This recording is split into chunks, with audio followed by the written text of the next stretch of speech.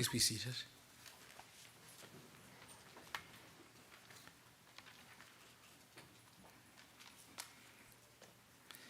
Good afternoon, everybody.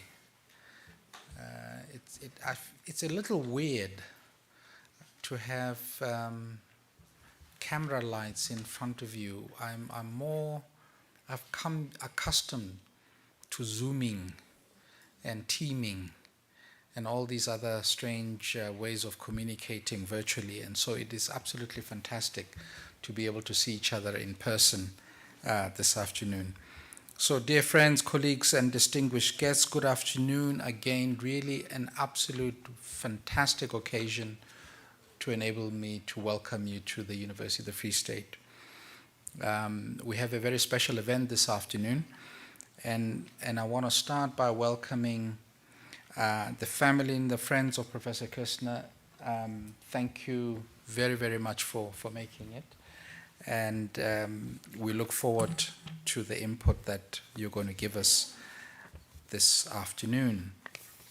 Similarly, in addition to our Dean, Professor John Mubangisi,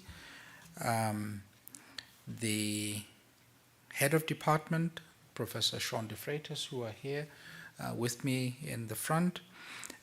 We have our Vice Dean, Professor Karen van der Merle. I think she is somewhere in the audience.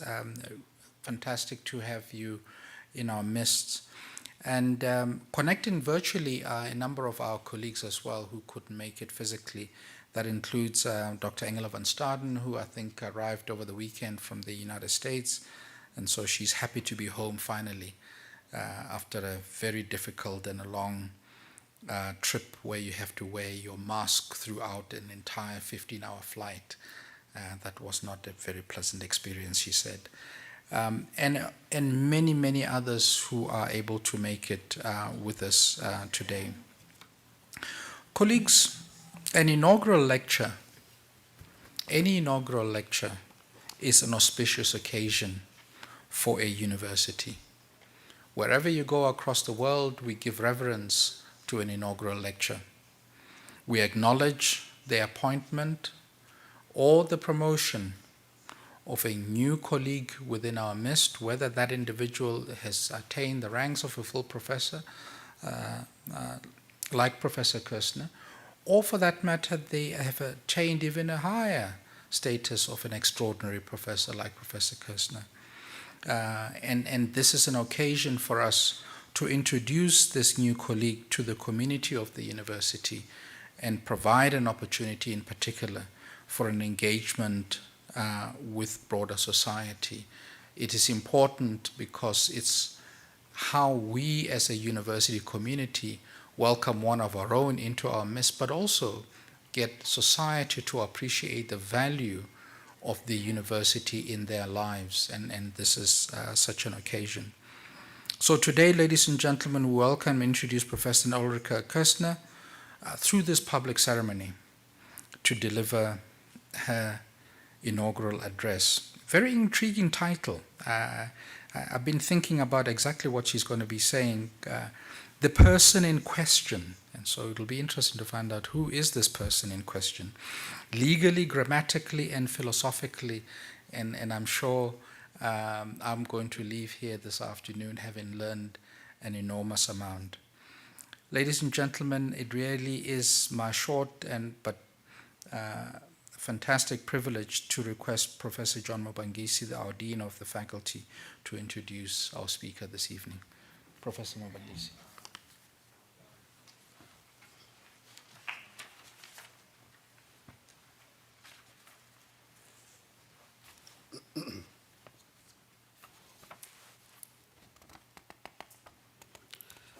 Thank you, Vice Rector, Institutional Change, Strategic Partnerships and Social Impact, Dr. Molapo Kobela, the Vice Dean of the Faculty of Law, Professor Karen van der Merle, the Head of Department of Public Law, Professor Sean De Freitas, members of staff of the Faculty of Law, members of the university community, family and friends of Professor Ulrike Kistner, students, and all those who are joining us virtually, wherever you are. I have been asked to introduce the inaugural professor, but before I do so, I wish to say one or two words. Dr. Kobela has just told us about the significance of an inaugural lecture, and indeed, an inaugural lecture is an important celebration in the life of an academic. It provides him or her with an opportunity to present to his or her peers, colleagues, and the public the academic footprints and the intellectual roadmap that he or she has been following and intends to continue pursuing. It is an opportunity for everyone to acknowledge publicly and proudly the excellent achievements and contribution that a particular academic has made, not only in his or her particular discipline, but also in the intellectual life of his or her institution. Furthermore, it is an opportunity to recognize the contribution of a particular individual to the intellectual life of the broader society. So, ladies and gentlemen, it's now my pleasure to introduce Professor Kistner.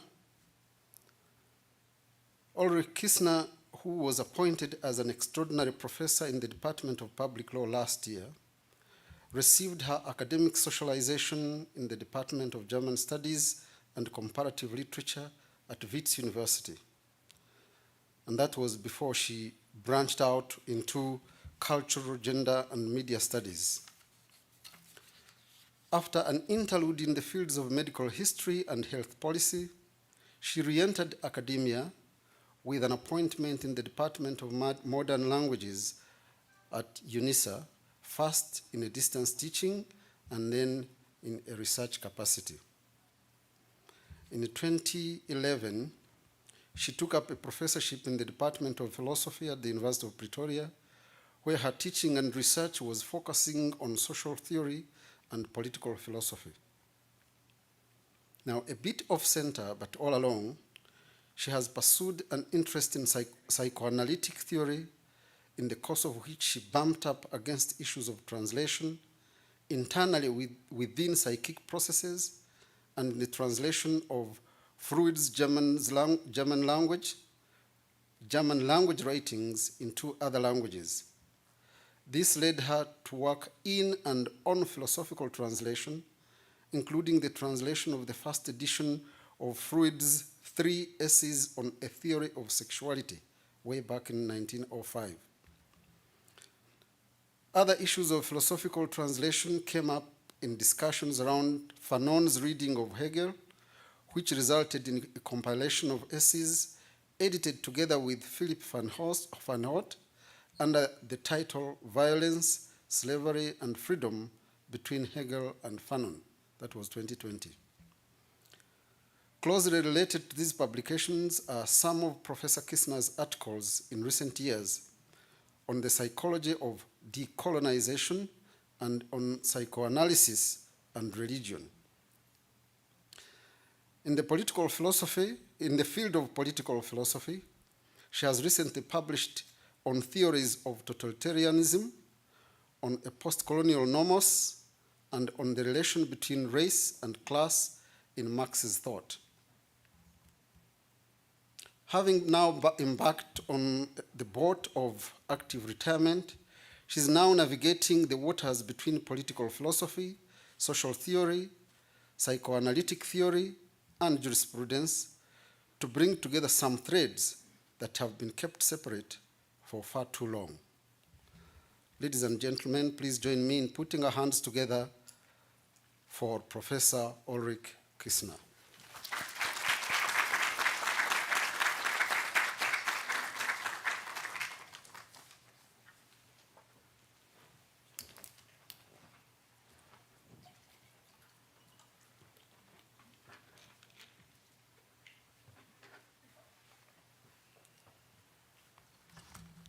Thank you, Professor Mubangezi, for the warm words of welcome And I'd like to add to the greetings of persons present here and persons participating virtually.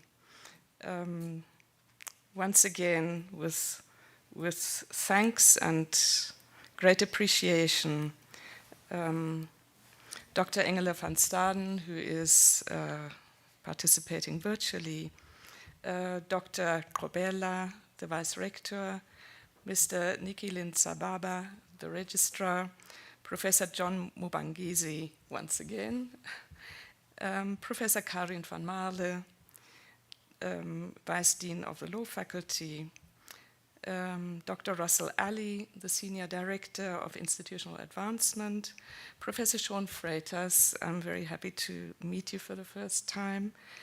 The guests, Professor Philip van Houte, Mr. Alexander Ehrles, who joined me on a trip from Johannesburg, the external supporters of the University of the Free State, the members of the Student Representative Council, the staff and students of the university community, and members of the audience who are joining in virtually.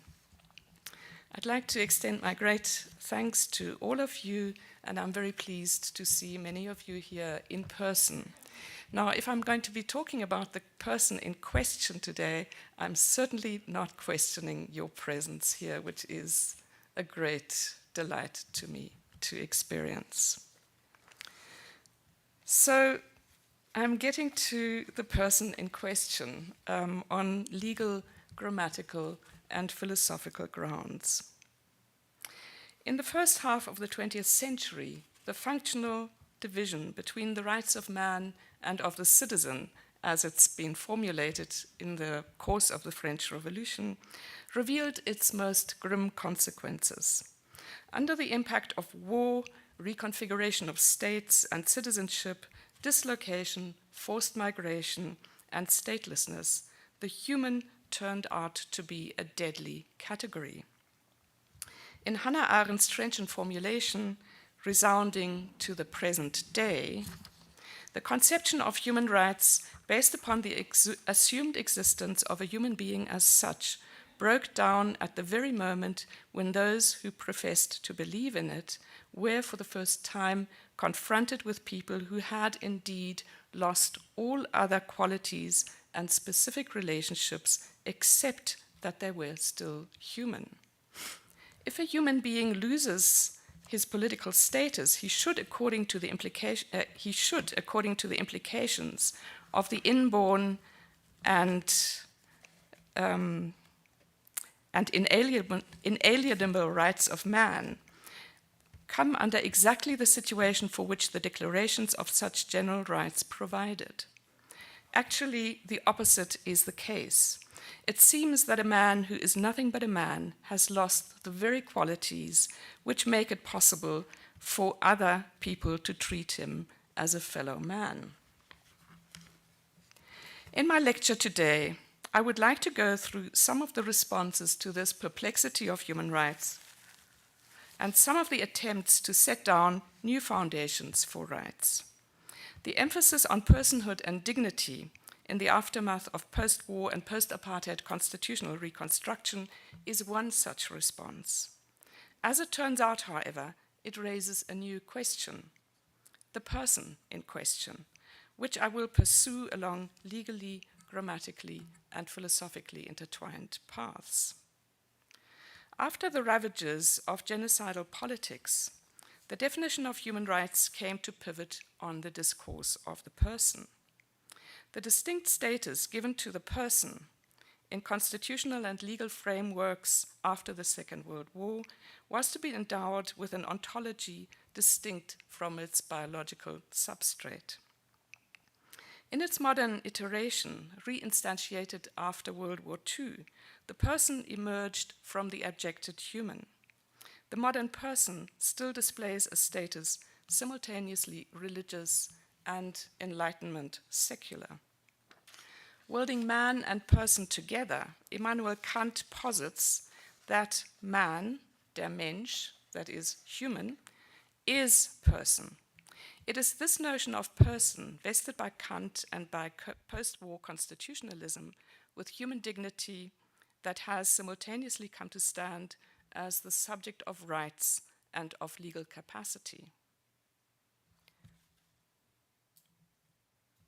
In the United Nations Universal Declaration of Human Rights of 1948, the relation of human rights and citizenship shifts to a new emphasis on the inherent dignity and worth of the human person. The basic law of the Federal Republic of Germany of 1949 followed closely on the heels of the Universal Declaration of Human Rights of the United Nations. The basic law makes the recognition and protection of human dignity its supreme principle and the foundation of human rights. Similarly to the United Nations Declaration, the German basic law declares human rights to flow from the freedom of the person and the free development of the personality. However, okay, here comes the but. Far from closing the gap between human and citizen, the more recent emphasis on person and personality imports into constitutionalism gradations and degradations on the spectrum between qualified and disqualified life. Far from escaping 20th century thanatopolitics, the emphasis on person and personality reinstates the divides, mobile and shifting, between human and person, on which biolegitimacy gambles. The status of person entails qualifications and disqualifications. Roberto Esposito, a political philosopher, explains, and I quote him, "While not all human beings are persons, neither are all persons human beings. Hence the resulting gradation or degradation from full person to semi-person, non-person and anti-person, represented respectively by the adult, the infant or fetus, or the elderly or disabled adult, the incurably ill and the insane, and the fool.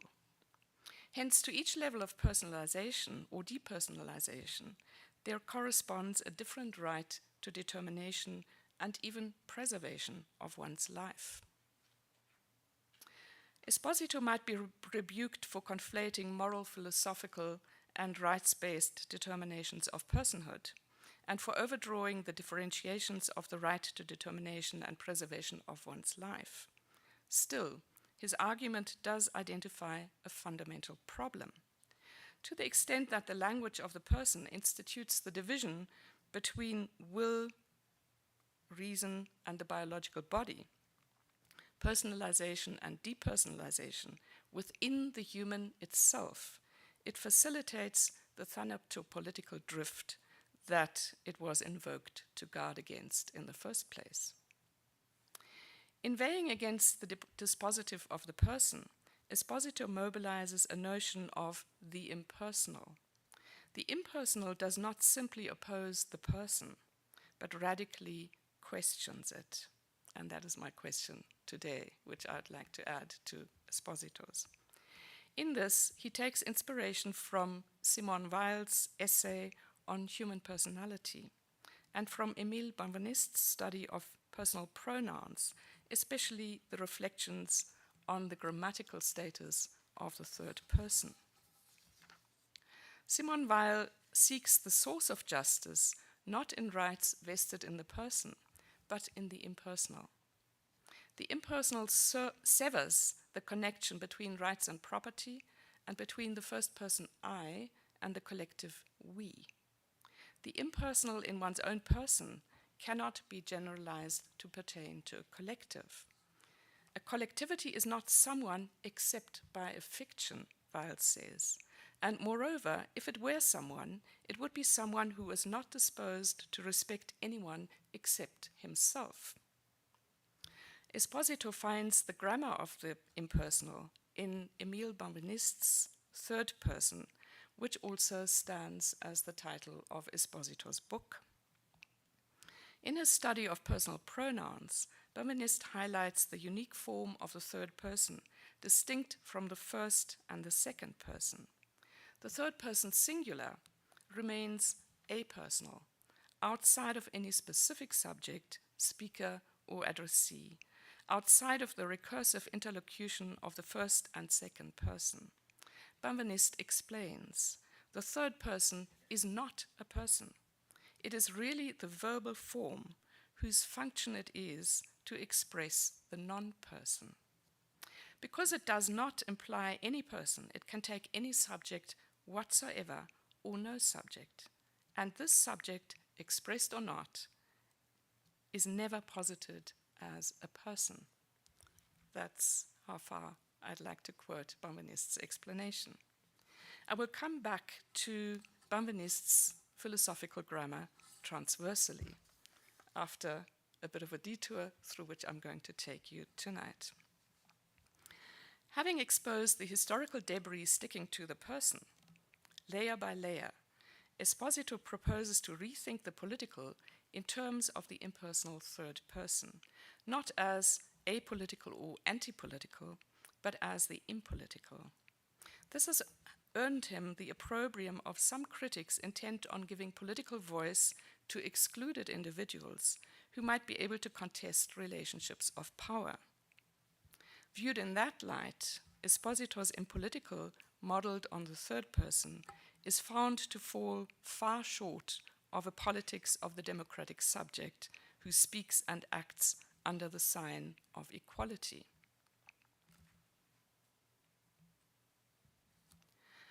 The person as democratic subject was a central figure across multiple sites of reconstruction in post-apartheid South Africa.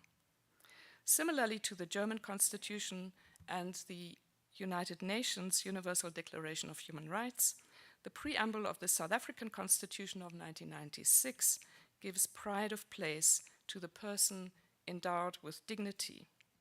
Human rights pivot on human dignity. Dignity is accorded its own clause in Section 10 of the Bill of Rights.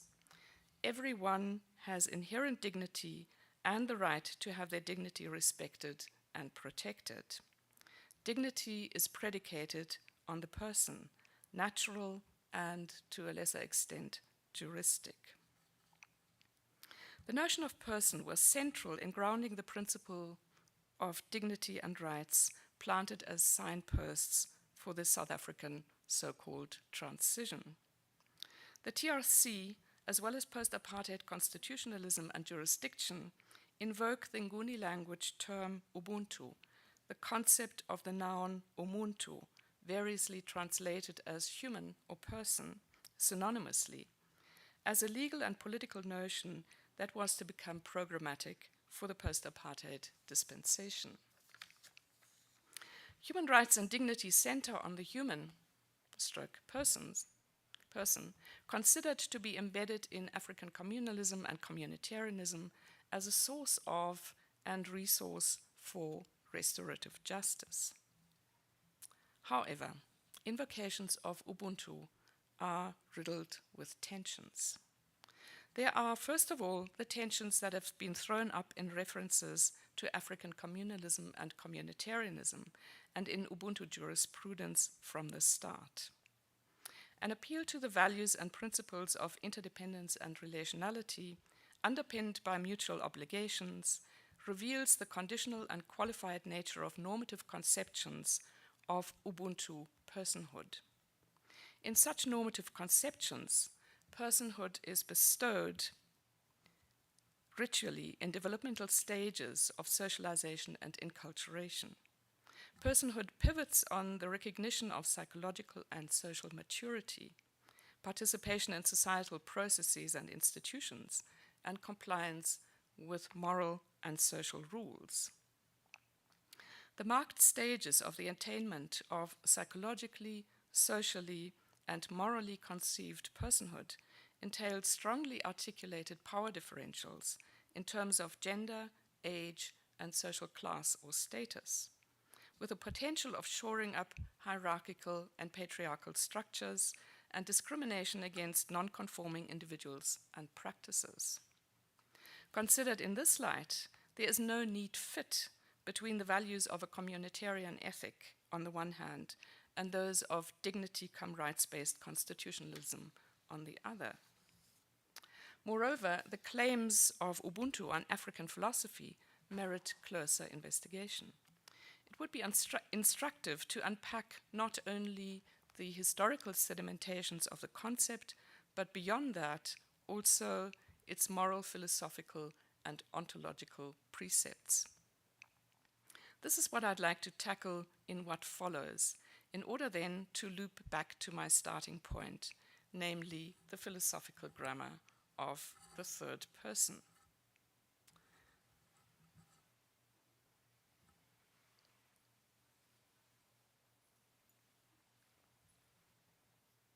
Let me first say something about the historical sedimentations of the term. Alexis Kagame, about whom I will have to say a lot more further down the line, maintains that the concept of Ubuntu was introduced by missionary linguistics and European philosophical philology into Bantu languages. The term that is marked by the Ubu index as an abstract noun of substantiality, comprising terms such as divinity, humanity, animality, is of an order of abstraction entirely different from that known in Bantu languages up to that point. That is Kagame's claim.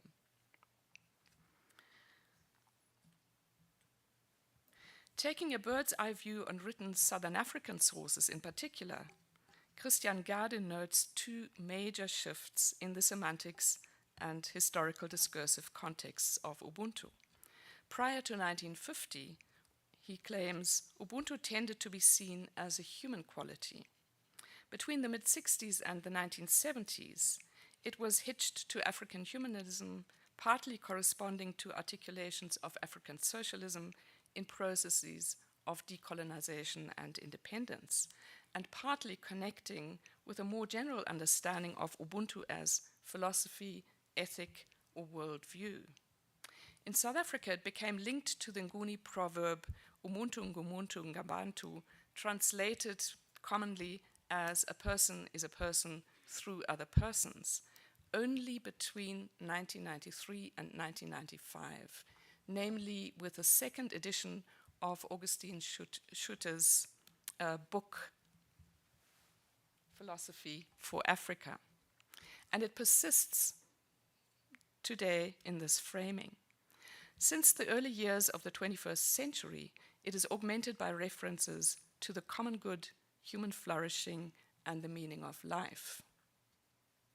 The Nguni proverb could gain such traction in defining Ubuntu during the South African transition, I would argue, because of the close connections that it establishes between human and person in the first two noun classes, and between the term in the first two noun classes and the abstract conceptual noun Ubuntu in the 14th noun class.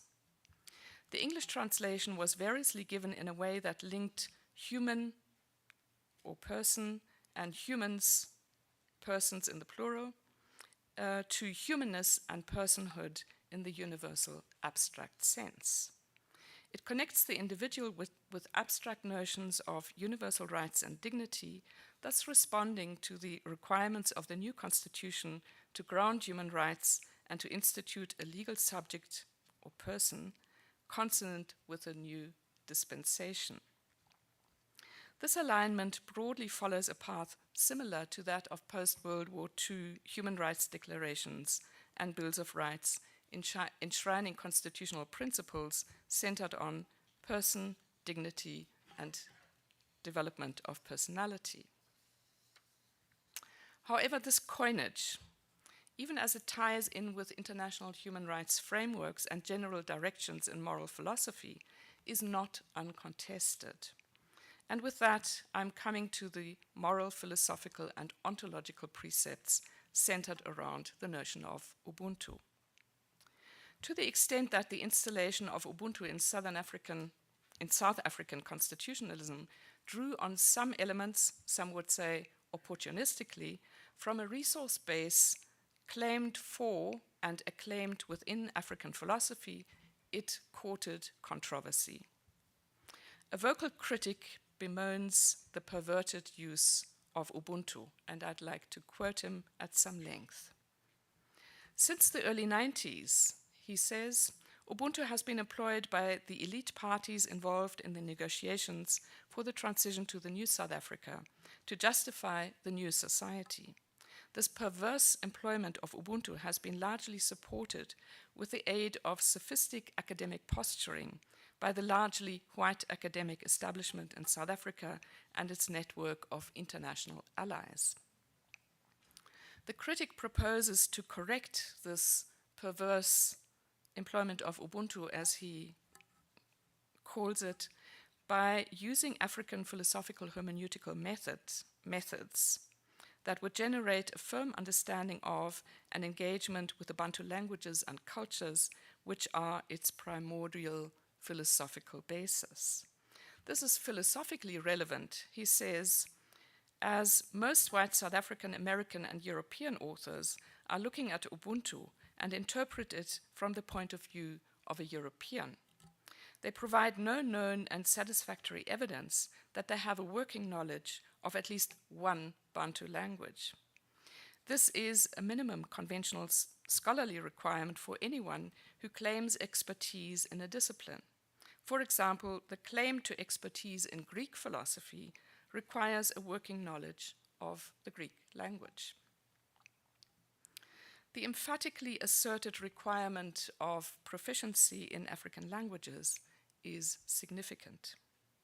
What features here under the terms of difference, namely the presumed ethic white South African, American, and European authors versus the presumed emic scholarship rooted in African experience, indicates a fork between a moral philosophical approach to Ubuntu and a linguistic ontological framing of Ubuntu. The South African claim, the South African Africanist claim on African philosophy, sets about to reclaim Ubuntu from its supposed constitutional and moral philosophical deformations and repatriate it to its African base, sought primarily in ethno-linguistic determinations. Central to this reclamation is a return to an ontology derived ultimately from Belgian Franciscan missionary Placide Tempel's Bantu philosophy, and reworked through the comparative linguistics of Bantu languages by Rwandan philosopher, historian, ethnologist, linguist, Catholic priest, and abbé Alexis Kagame.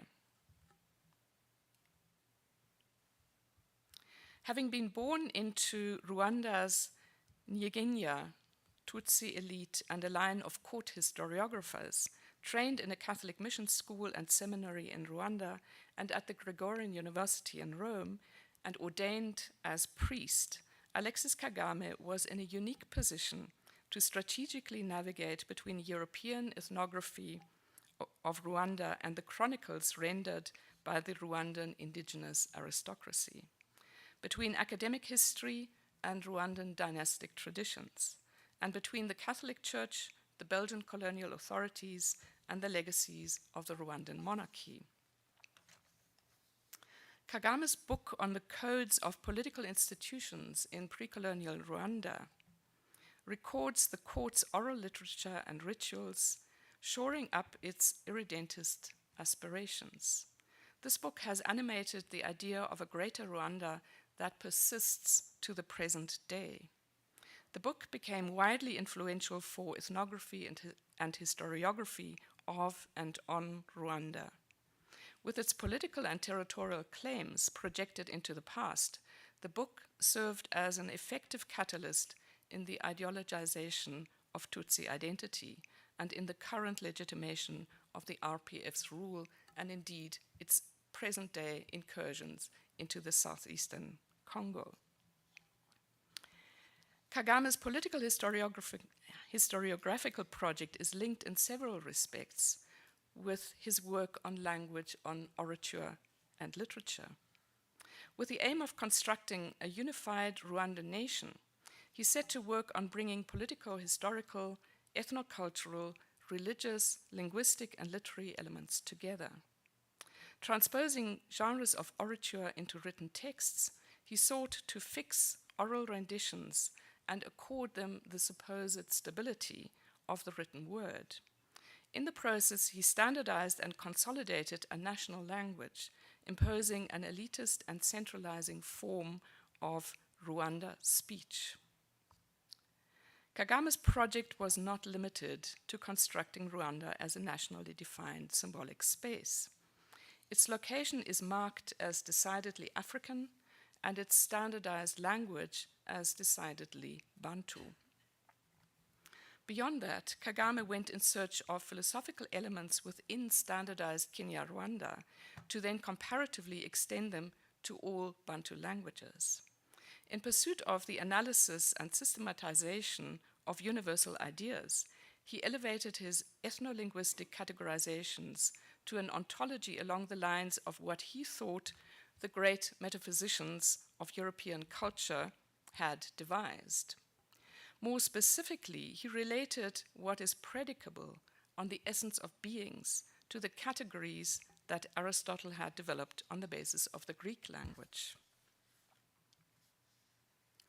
Throughout the history of commentary on Aristotle's categories, the question has been and is being raised as to whether they are of an ontological or linguistic status. Structural and critical linguistics come down on the side of the linguistic status of Aristotle's categories. Rather than defining the attributes of objects, Aristotle's table of predications informs us above all about the class structure of a particular language, says Emile Benveniste. Benveniste, and following him in this, Paulin Ontonji, highlights the linguistic basis of the Greek metaphysic of being.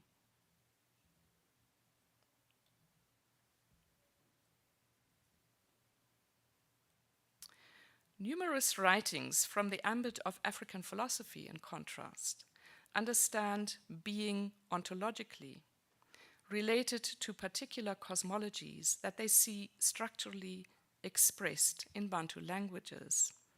Kagame adopts and adapts Aristotle's categories on the assumption of their ontological status, drawing correlations between the structures of language and the structures of extra-linguistic reality. He identifies grammatical structures in Kinyarwanda and other Bantu languages, the noun classes in particular, which he imposes on his forerunner temple's ontological system, hierarchically organized from God and man through animal to vegetable and mineral. The grammatical structures overlaid by Kagame on Temple's anthropocentric hierarchical ontology display a noun class categorization broadly corresponding to a grammatical restructuring that accords a special place to the first two noun classes, semantically designating humans. Linguist Talmi Givon develops the following tentative hypothesis, which I have here presented schematically on this slide. Givon claims that the older system of Bantu languages was non-anthropocentric, n-nary, non-hierarchized, and multi-gendered. The grammatical recategorization, restructuring of more recent date, in contrast, would have produced an anthropocentric, hierarchized, binary system of features, giving pride of place to the human, while leaving abstract, inanimate, and non-human features unmarked. A grammar restructured along these lines would have stipulated a closed, fixed relationship between a noun morphosemantics and its syntax. So each noun class would have its own syntactical structure, as Kagame had stipulated it, and as it has set the parameters for the teaching of Bantu languages for the last 100 years or so.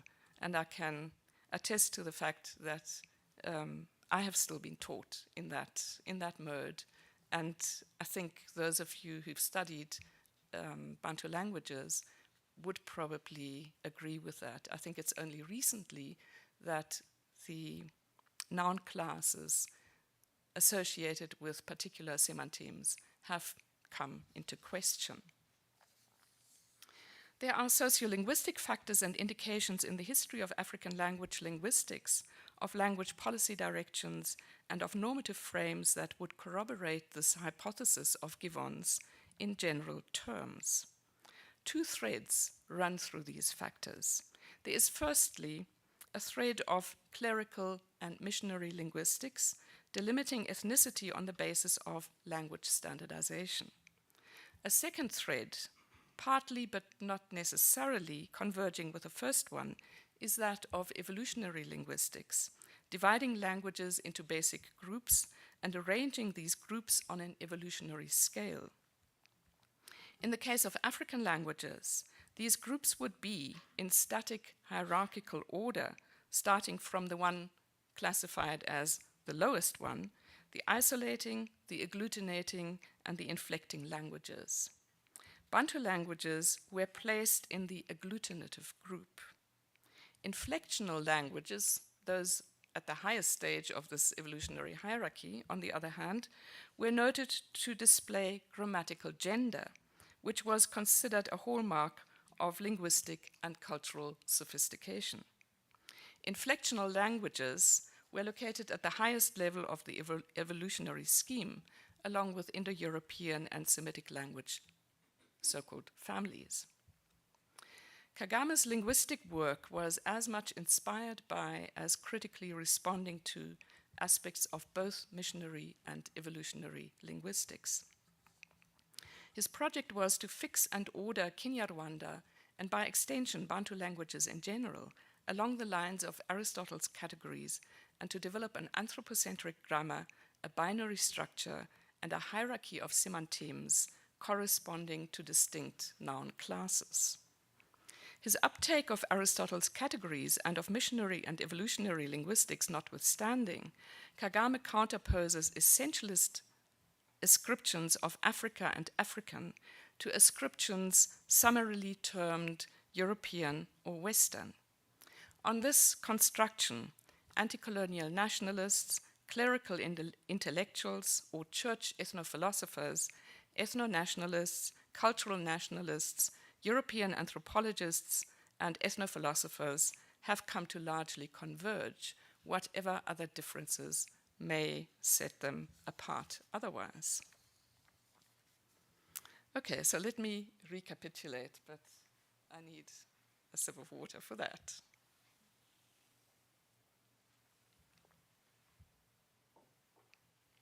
In my argument so far, I have broadly sketched two lines of inquiry in scholarship on Ubuntu: moral philosophical on the one hand and linguistic ontological on the other hand. Divergent as they may be, they share some characteristics. Implicitly or explicitly, both of them presuppose the existence of something like collective thought, as evinced in the designation of the units of analysis, formulaically repeated, namely the indigenous people conquered in the unjust wars of colonization, indigenous sub-Saharan peoples, sub-Saharan thinking, sub-Saharan ethic, and sub-Saharan cultures. Even as both of these lines of inquiry make substantial claims on culture, language, history, and social organization, both of them largely bypass anthropological, linguistic, historical, and sociological inquiry, as if their implicit or explicit claim to the ontological metaphysical status of their subject would relieve them of such scholarly oneura. But maybe more poignantly, in a strange historical twist, the two directions, these two lines of inquiry, expose their flip sides to each other. To be able to show this, I would like to style this historical coincidence into an encounter between Ubuntu talk in South Africa during the so-called transition period in the mid-1990s and the field of operations of the linguistic ontology devised by Alexis Kagame for Kinyarwanda, with a claim to Bantu philosophy subsequently extended to African philosophy. The rationale for painting the scenario for such an encounter is not far-fetched. At precisely the time when Ubuntu came into public discourses in South Africa, the ethnic segmentation and genocide engulfing the Central African region unfolded in Rwanda, involving the very linguistic ontological categories invoked to stage Ubuntu as a concept. The first noun class with a prefix in the singular mu is said to designate a human exclusively, to which would correspond in the second class the plural with the prefix ba, designating a plurality of individual humans, but also collectives, racial and ethnic. Batutsi, Bahutu, Batwa. The third noun class and the fourth class designating the plural is understood to contain nouns for plants, some animals, and places and other innumerable items, which can be determined in their singularity. Most animals that are not singled out but appear in their numbers are placed in the ninth noun class, which does not make a distinction between singular and plural. For instance, enyenzi, cockroaches, in the singular or plural. The seventh to ninth noun classes harbor things or beings generic, large, abnormal, or exceptional, including grammatically depersonalized persons accused of stealing, persons living with disabilities and mental health issues, and trans persons, and curiously, chosen ones and gods.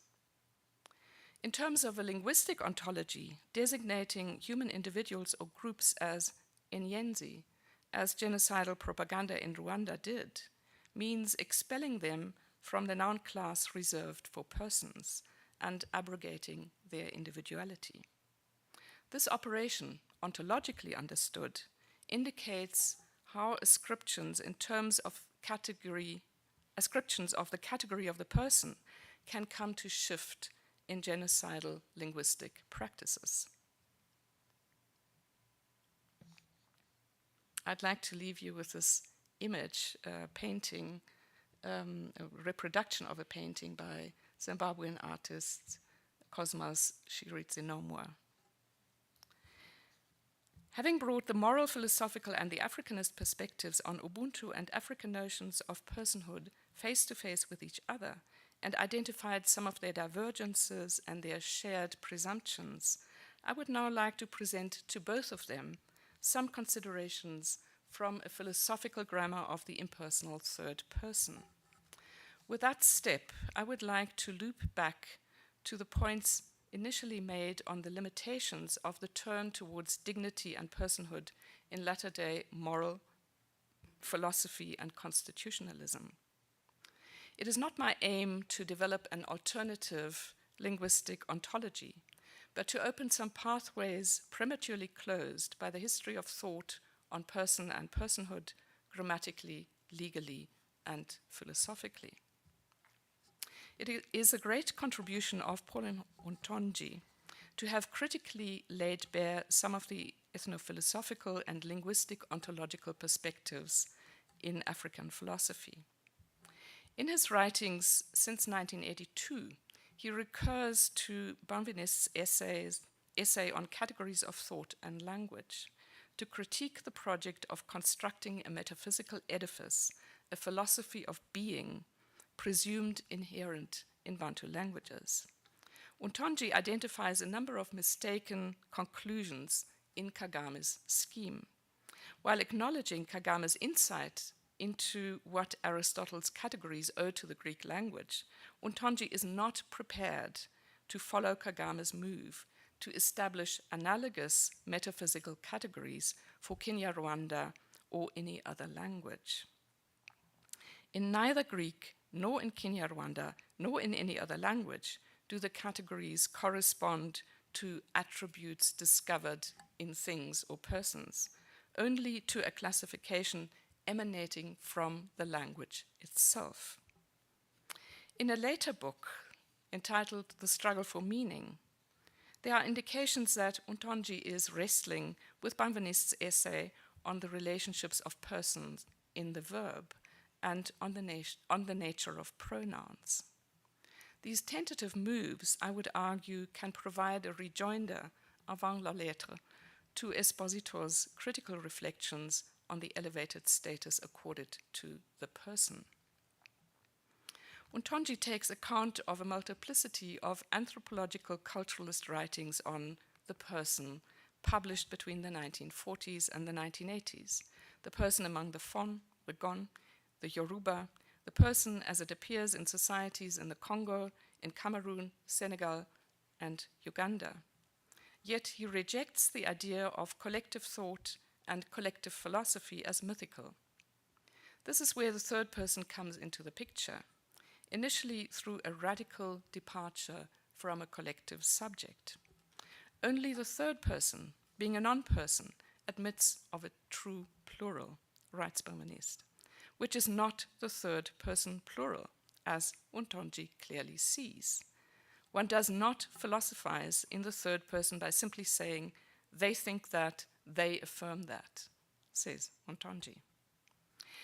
This linguistic insight could work towards demolishing the hall of mirrors in which philosophy has been caught to the extent that it pegs itself to colonization, whereby two monolithically styled entities called African philosophy and Western or European philosophy are counterposed to each other while supporting and reflecting each other in their own and their mutual distortions, without questioning the ethnographic authority and the modes of knowledge about Africa and the West or Europe presented in the collective third person plural.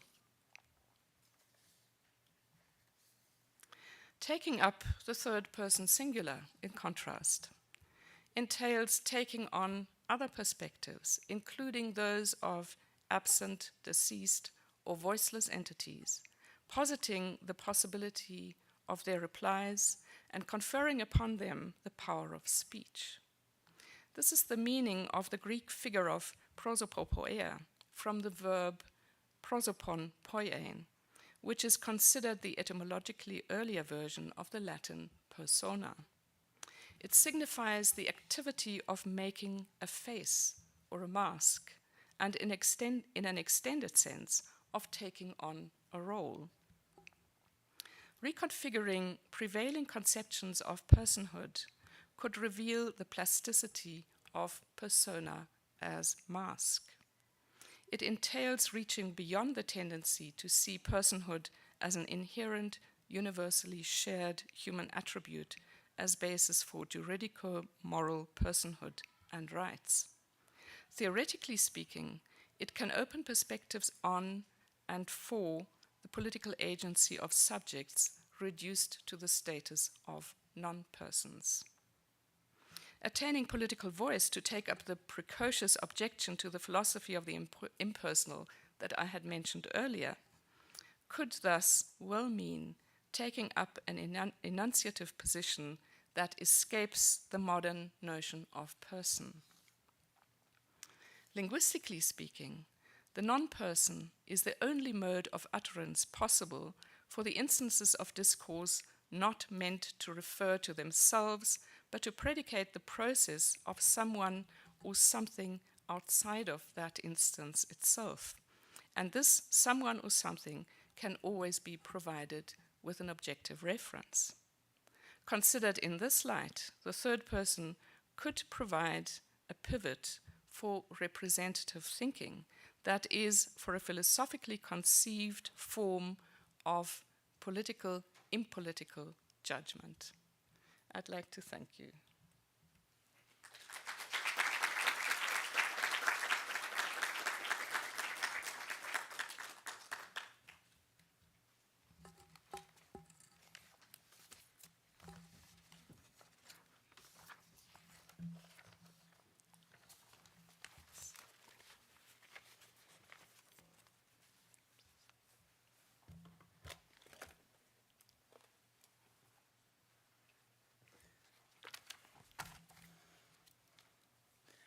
Good evening. So the Vice Principal and the Dean already rightly noted inaugural lectures as rare occasions, and Therefore, every time, again, a unique and special occasion. Rare, unique, special, and I'll add extraordinary. Also in the sense that is one of the few, if not only, occasions in the life of a university where scholarship and a scholar are unashamedly and unequivocally placed at the center. And I can't think of a better person to occupy this unique and scholarly position than Professor Ulrike Kistner. Ulrike has been a colleague, a comrade, and a friend for many years. Numerous cups of coffee and glasses of wine have been consumed over conversations about the university, contemporary issues, and most valuable for me, the sharing of philosophical and literary texts and ideas. The limited time available, but mostly my own incapacity, will not allow me to do any justice to the depth, complexity, and nuance of Professor Kistner's lecture. But let me try. So a starting point is the well-known critique on human rights, underscoring the extent to which events like war, reconfiguration of states and citizenship, dislocation, forced migration, and more undermine the notion of human. And she quotes Hannah Arendt extensively, her sort of famous notion on really the only right that matters would be the right to have rights. I'm not going to repeat that. So Kistner is responding to this perplexity of human rights and the attempts to set down new foundations for rights. And her concern is with the emphasis that in the aftermath of post-war, but also closer to home, post-1994, was placed on personhood and dignity, which then places specifically for her the person in question. So, as we heard, she draws on the work of Italian philosopher Roberto Esposito, who in a book titled Third Person, Politics of Life and Philosophy of the Impersonal, contends that the emphasis placed on the person in human rights discourse is not the source of its success, but rather of its failure. Esposito argues that the notion of the person has developed from Roman law and again elaborated in Christianity that emphasizes the transcendent value of a human being cannot bridge the gap between humanity and the logic of citizenship. Precisely because it is what creates such a gap. The very opposition between the moral and political significance of a person to mere humanity in Roman law gave rise, for example, to the condition of the slave. And I have a quote here from Esposito: the perpetual oscillatory movement between the extremes of the person and thing that makes each of them at the same time the opposite and the horizon of the other, not in the general sense that the definition of the human as person emerges negatively out of that of the human as thing, but importantly here, but in the more meaningful sense that to experience personhood fully means to keep or push other living individuals to the edge of thingness.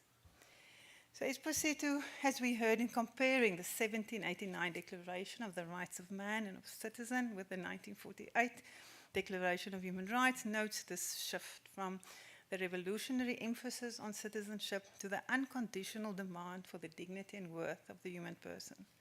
The paradox here is that exactly because of the triumph of the notion of the person, human life remains largely outside the protection of the law. The notion of the person creates a split between rights, or law, and life, nature. As a result of such performative power, some people can still be perceived as ultimately more human than others. Kistner unpacks Esposito's turn to the impersonal as possible response to this fundamental problem, showing that the impersonal does not simply oppose the person, but radically questions it. And he turns to Simone Weil's famous essay on human personality, in which she tries to find the source of justice not in rights of the person, but exactly in the impersonal. And again, she has quoted a significant passage from Weil here. Esposito also draws on the grammar of the impersonal in Emile Benvenist's Third Person and argues that the philosophies of the second person remain trapped within the same logic of the first person. Just as I, always directly or indirectly, implies a you whom it addresses, Similarly, there's no you without an I, who by separating the you from itself designates it as such. So the third person, it is argued, escapes the dialectic between the subjective I and the non-subjective you by opening the possibility of a non-personal or even non-person. And as Kistner shows, helps us to rethink the political, not as the apolitical or anti-political, but as the impolitical. So she aptly shows how the shift to the person and dignity also finds center stage in the South African Constitution and transitional discourse, in particular in how Ubuntu has been invoked in the grounding of the Truth and Reconciliation Commission and also post-apartheid constitutionalism. Ubuntu, in the service of nation building, has been associated with, amongst others, other values and principles, interdependence, networks of mutual obligations, dignity, self-respect, recognition of our common humanity, forgiveness and reconciliation. But she describes the underlying tensions involved between, on the one hand, her words, imagined communities of nationalism and anteriority of an archaic yet timeless African tradition, and the need to name the people in its historical present on the other.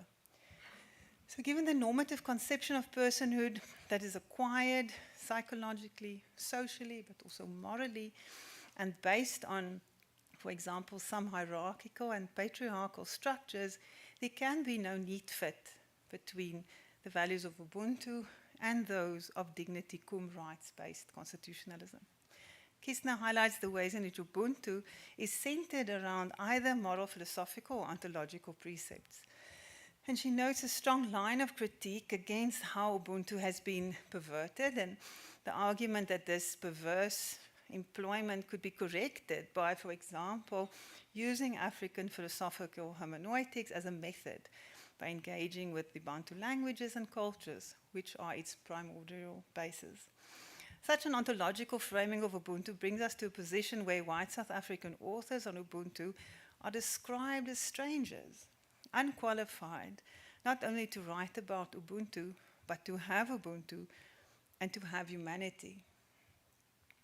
And it is at this point in the paper that Kistner turns to the work of Alexis Kagame, a Rwandan philosopher, historian, ethnologist, Catholic priest, and more. And his work was aimed at constructing Rwanda as a nationally defined symbolic space. Kistner gives a sophisticated analysis of Kagame's work, his reliance on Aristotelian categories ultimately to develop an anthropocentric hierarchical ontology, producing a binary system that marks and divides what is human from what is non-human.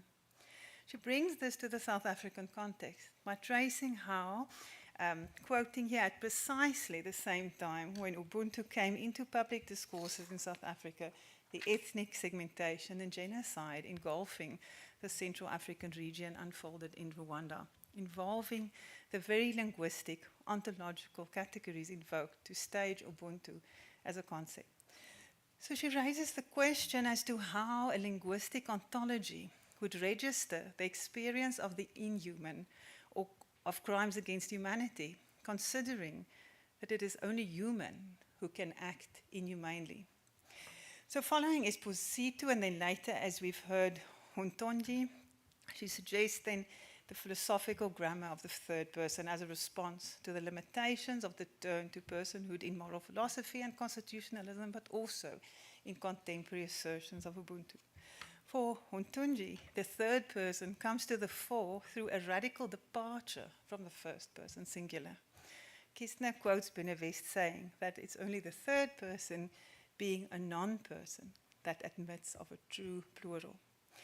So Kistner reiterates a pertinent problem in human rights and constitutional discourse, but also in present engagements with Ubuntu.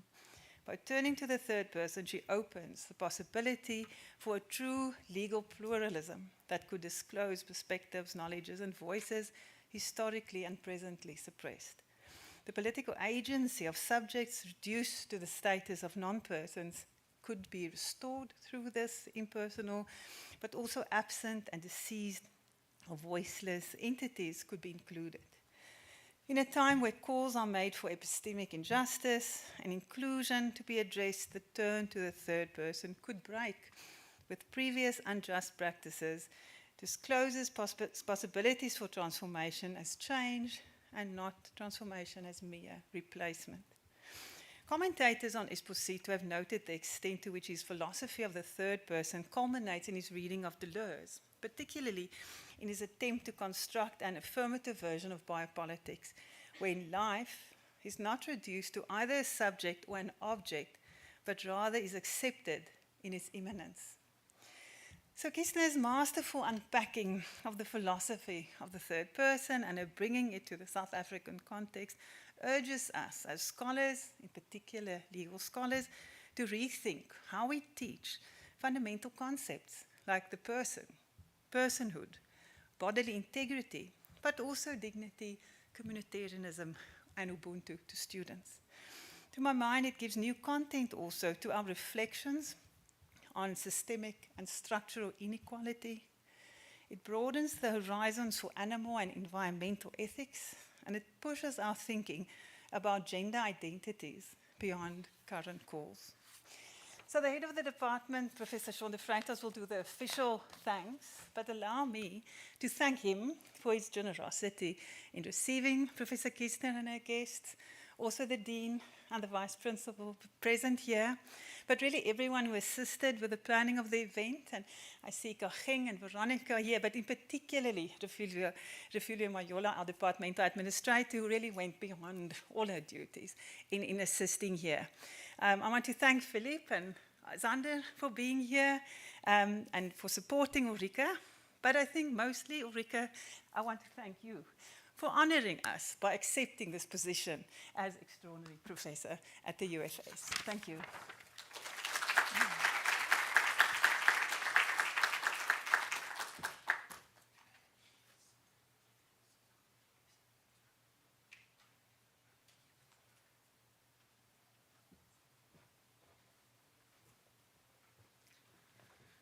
So, ladies and gentlemen, I just want to thank Professor Kistner for really an enlightening lecture.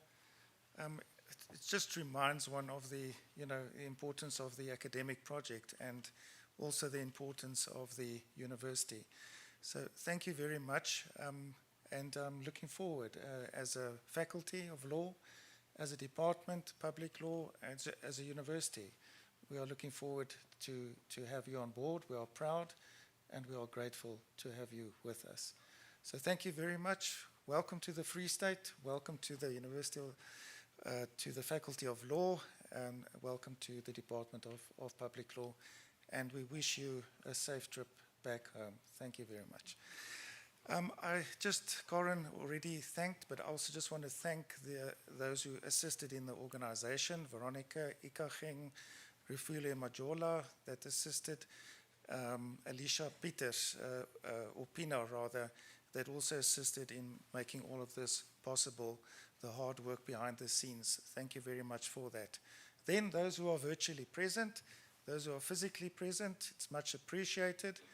And finally, procedurally speaking, we will allow Professor Kistner to leave the venue. She'll be waiting for you at the door, and you can remain seated. Once she's at the door, you can exit, and on your way out, a well-deserved congratulations to her, and also you are invited to some refreshments in the foyer, which is right at the back. Exit down the stairs, and you're in the foyer. Now we're all awake. Okay, so thank you very much, appreciated. Thank you. I'm just allow me to hand a small gift to our visitors.